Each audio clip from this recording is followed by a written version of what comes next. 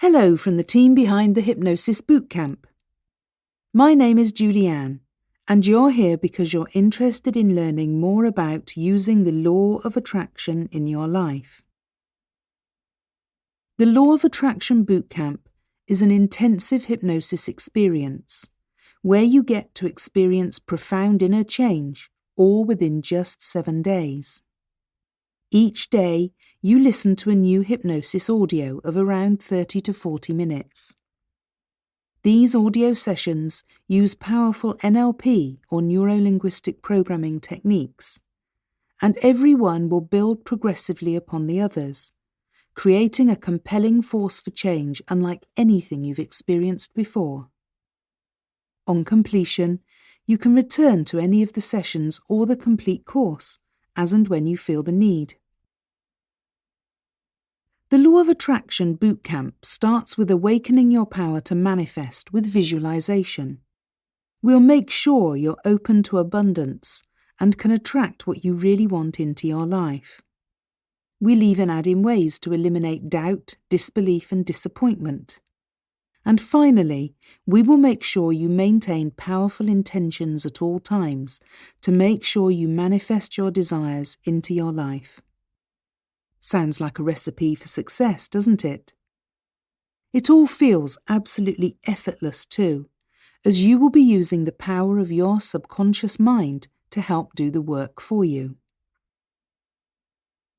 Hypnosis and NLP are powerful and proven methods for helping you change your mindset and attitude, allowing you to manifest your desires with the law of attraction. And this taster session will give you a little demonstration of how effective such techniques can be. So sit back, relax, close your eyes, and we'll give you a small taste of how you can change how you feel using a little taste of hypnosis and a few simple NLP techniques. Prepare to be surprised at the results. You're here because you want something in your life to change. We can agree on that much, can't we, even though we don't know each other? Change is a strange beast. We want it, yet if it's too big, we can feel scared of it. But the worst part about it is, not many people know how to create it on demand. Being in control of change is to be in control of your destiny, and to a very great extent, your emotions. The question is, how do you bring about the changes you desire? How do you attract more money or feel more confidence? Can such things be done at will? We've been conditioned to believe that many things in life are outside our control. We say things are just in our genes or our DNA, or we believe that certain things are just a matter of luck. You know, it's not what you know, it's who you know, or some people are just born lucky. Then the rest of us sort of plod through life, wishing things were somehow different, and maybe buying a lottery ticket now and then in case it's our turn for our share of luck this week. Then when it doesn't win, we sigh quietly inside and continue settling for life as it is, telling ourselves it's not really that bad after all. But what if there was an alternative? Perhaps there is another way. Let's look again at change and how it comes about, and more to the point, whether we can have any control over it or not. Of course, there are natural forces over which we don't have any control. You can't change the order of the seasons, or even the political situation in the Middle East, unless you happen to be a politician in that arena, of course. Those are big global issues. But personal change, now that's altogether a different matter. You see, you can change your mind. Now, I'm not talking about the kind of change of mind like when you decide you prefer one brand of coffee over another, or you decide the blue shoes go better with what you're wearing than the black ones. We're familiar with changing our minds on a small scale like that. But what if we could change our very beliefs? Consider this for a moment. Whatever you believe about yourself, about life and about the way the world works, whatever you believe about the meaning of life, even those beliefs came from all over the place. There was no plan, was there? Your parents, teachers, television and so on fed your young mind with the best, hopefully, of whatever they thought was right at the time. And often they would even have conflicted each other, leaving you confused. Remember? And how many times in your life so far have you discovered that something you'd always assumed to be true has turned out to be an old wives' tale, or has been blown out of the water by some new scientific discovery, leaving you needing to reconstruct some part of your model of the world? Are you beginning to get the point? Yes, that's right. You could feed your brain your own beliefs, couldn't you? Suppose you believe that you can succeed in anything you're drawn to. How different would your life be if you believed that there was always a way to solve any problem? Maybe you've heard of a famous self-help book called Feel the Fear and Do It Anyway. The author, Susan Jeffers, tells her readers that at some point she decided to adopt the belief, no matter what happens, I can handle it. Can you feel how powerful that is, compared to something like, no way, I can't do something like that, whatever that is for you? The problem is that all too often you grit your teeth and steel yourself, summoning all your willpower, but inside you feel the same, and outside nothing much changes. All you're left with is a memory of a struggle, not the best encouragement for trying to better yourself or your life, right? That's where hypnosis comes in, and in a moment, so keep listening, I'll demonstrate the power of it. Hypnosis can cut through the resistance. It can override the pain of past memories and experiences, and it can find its way through long, even forgotten traumas, like water seeping into a glass filled with sand. Even better, it works fast, because it bypasses the gatekeepers of the conscious mind, the logical part of you that tells you that you can't, or that it can't be done, all based on belief sets you've picked up once upon a time from goodness knows where. In fact, there are no limits to what humans can achieve. We have already flown spacecraft to the farther reaches of the solar system and beyond. In terms of personal achievement, think of people like Oprah Winfrey, who had the most disadvantaged childhood imaginable, or Henry Ford, the man with no education who believed in his car and his dream when nobody else did. Does this mean we should all be like them? No, of course not. But it does mean that there is no dream you can't achieve. If they can, you can. That's the point. It's not about being them, it's about becoming more of yourself. So how does it work? Close your eyes and bear with me for a moment, and let's try a simple experiment, shall we? So just get comfortable and close your eyes. Take a moment right now and take stock of how you're feeling at this moment. Maybe you'll choose to focus on the reason you're drawn to this particular program, the one you're asking yourself about investing in to change your life right now. On a scale of 1 to 10, with 1 being awful and 10 being fantastic, how do you feel about that part of your life right now? Just give it a number. Don't overthink it. Just pick a number that feels right. There's no right or wrong answer. Okay. Now, think about a friend who makes you laugh the most. Just bring that person to mind. And if you can't think of a person you know, who's your favourite comedian? What's your favourite funny film? Or your comedy show on TV? All right. Now, flip back to that issue you were thinking of originally and check to see what number comes to mind now. It's a little better, right? Of course, it won't have all gone away and nothing will have been fixed, but in all probability the number you first thought of will drift back to where it was. But for a moment, you felt better just by thinking about something else that makes you feel good, didn't you? The point is, you have the power to choose what to think about.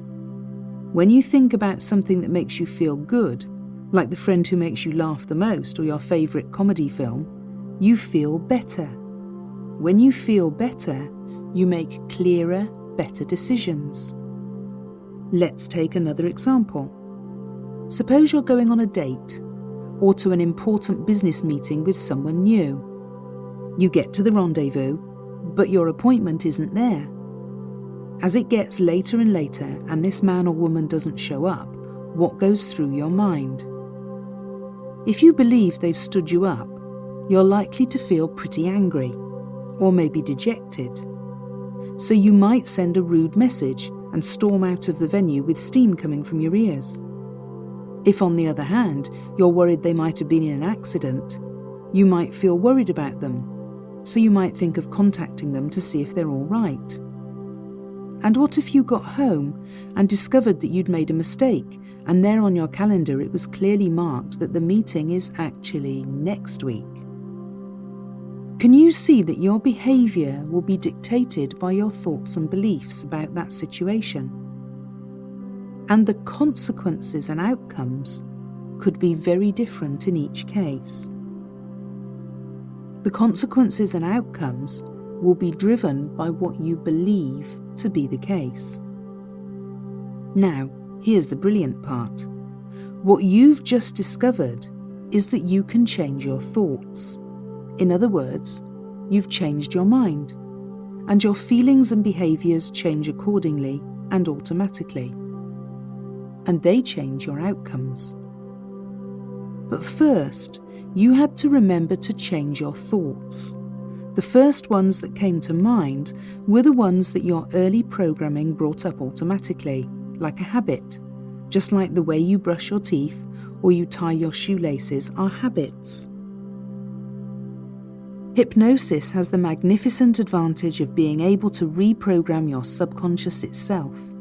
So the next time you're in a situation where you reacted in some way you didn't like, you'll find yourself responding confidently with the newly programmed response. One you've chosen, not one that's been randomly and unintentionally placed there by other people, however well-meaning they may have been at the time. Here's one more example so you can really feel the power of the hypnosis process. And remember, this is just the tip of the iceberg. Alright, think of something that mildly irritates you. You know, like drivers who cut across you when you're driving, or a neighbour's dog that won't stop barking, something of that nature. Don't go for anything too big or of major importance. This is just an example. And close your eyes to do this. Okay. Good. Now notice how you play that out in your mind. Do you see pictures? Are they in colour or black and white? Are they close up or far away? Are they moving or still? Are they 2 or 3-dimensional? Do you see yourself in the picture, or is it as if you were there seeing it through your own eyes? How about sound? Is there sound or a soundtrack of some kind? How loud is it? Is it in stereo, surround sound, or just coming from one source? Is it clear or fuzzy? Just spend a moment or two discovering how you represent something that irritates you inside your mind.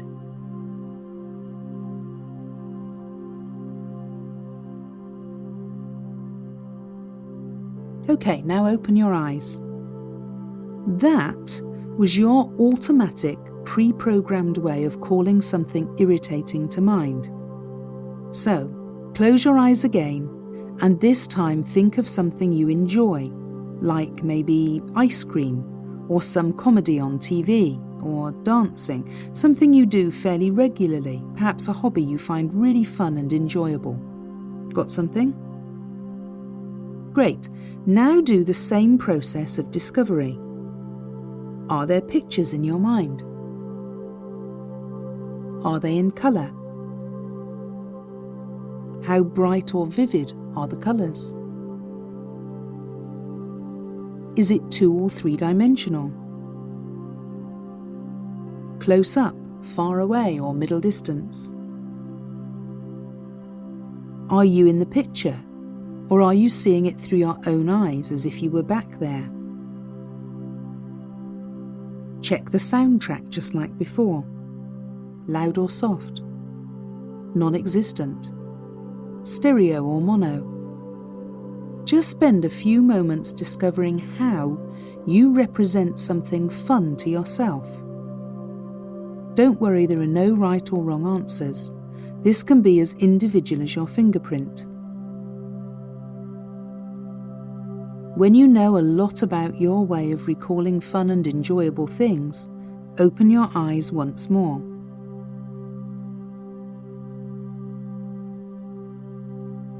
Now here's the big discovery. There are differences, aren't there? There are differences between the thing that irritates you and the thing that you enjoy in the way they're represented in your mind. One set of images may have been brighter or dimmer than the other, or nearer or further away. Maybe one was noisy and the other one silent. Whatever they are, try this. Close your eyes and go back to the irritating thing and change the qualities of that representation. That's the colours, the sounds, the dimensions, and so on. Change the qualities until they match the qualities of the fun thing that you recollected. So maybe the irritating thing had sharp, loud sounds, while the fun thing had music playing in the background. Change the soundtrack to music. Perhaps the first thing was 2-dimensional, like a photograph, whereas the fun memory was holographic and you could walk around it like a film set. Make the irritating thing match. Just play with it. This very playing is the beginning of you taking control. Do this for a couple of moments.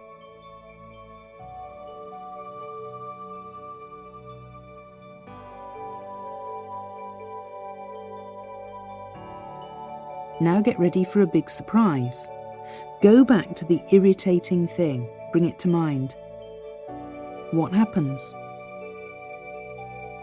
Did you notice that although you can recall it, it's no longer quite so irritating? You could use this kind of technique for other thoughts. Let's say you love to eat cheese, but you have to stick to a low-fat diet for medical reasons. And maybe you're struggling with letting go of that cheese. It's your favourite after all. Try the same thing. You can always go back and visualise yourself eating cheese and how delicious it is, and play with it. Go into the scene and then add chilli or mustard or anything you hate to the cheese in your hand. Tripe is a good one, by the way. Change the soundtrack to the music from Psycho or the Funeral March, and then see what results you get. You should find that the food you found so irresistible is, well, a little more resistible now. Again, just play with it. The very playing starts to place you firmly in control. Do this for a couple of moments and then see what happens.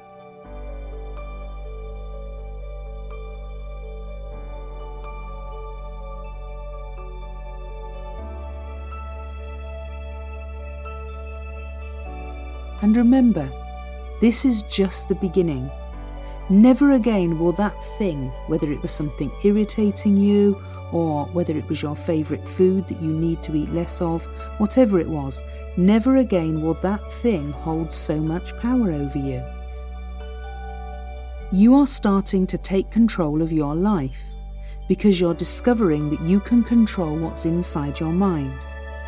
Hypnosis allows you to choose the programming, not some long-forgotten idea, not even a well-remembered traumatic experience either. You see, it's not the event that gets in your way, but the way your mind reacts to the memory of that event. And that's within your power to change right now. You're going to love your life and the self you'll become through some gentle hypnosis.